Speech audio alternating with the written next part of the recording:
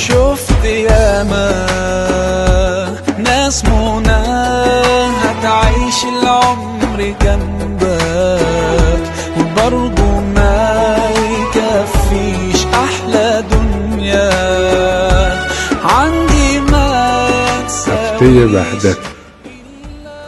ما در جمهوری اسلامی این هفته را، یعنی از 12 تا 17 را به عنوان هفته وحدت نامگذاری کرد.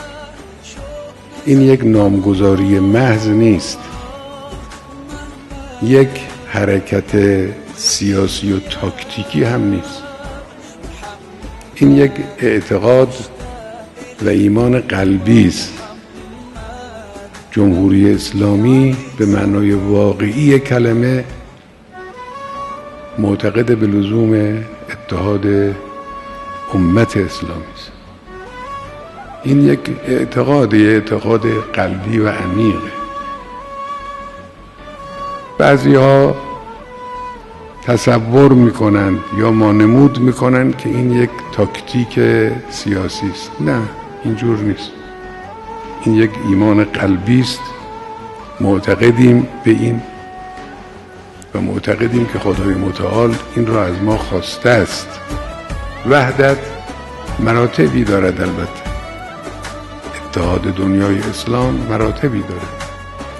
پایین ترین مرتبهش این است که جوامع اسلامی، کشورهای اسلامی، دولتهای اسلامی، اقوام اسلامی، مذاهب اسلامی علیه هم دست به تعرض نزنن، با هم معارضه نکنن، به یکدیگر ضربه نزنن. این قدم اول. البته بالاتر از این است که دنیای اسلام علاوه بر این که به یکدیگر ضربه نمیزنن، در مقابل دشمن مشترک هم دست به دست هم بدن، اتحاد واقعی و کافی داشته باشن، از یکدیگر دفاع کنن. اینم یه قدم بالاتر. از این بالاتر هم این است که کشورهای اسلامی، ملت‌های اسلامی هم‌افزایی کنند. کشورهای اسلامی از لحاظ علمی، از لحاظ ثروت، از لحاظ امنیت، از لحاظ قدرت سیاسی در یک سطح نیستند. می توانند به یکدیگر کمک کنند، هم‌افزایی کنند. اونهایی که بالاترند در هر بخشی دست اون کسانی رو که پایین تر هستند بگیرند. این هم یک مرحله از وحدت.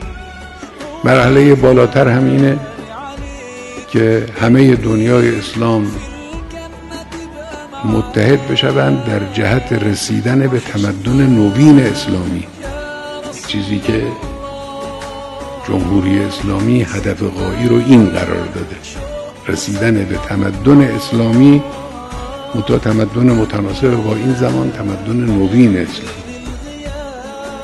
اینا مراتب وحدت. خب حالا شما ملاحظه کنید پایین ترین این مراتب چی بود؟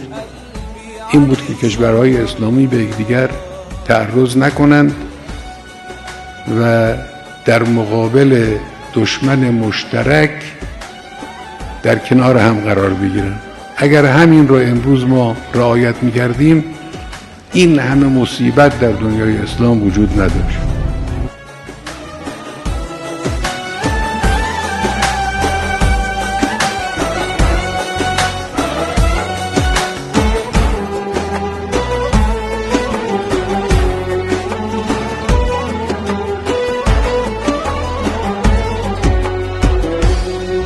ده نزاد في قلبي حنين ودموعي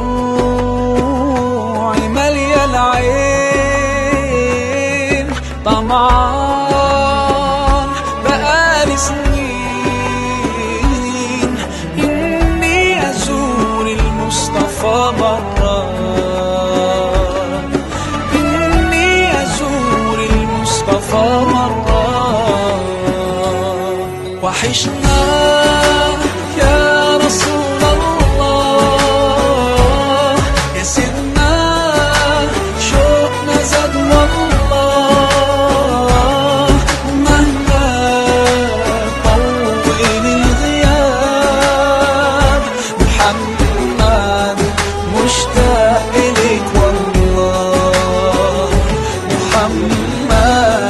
قلبي عليك صلى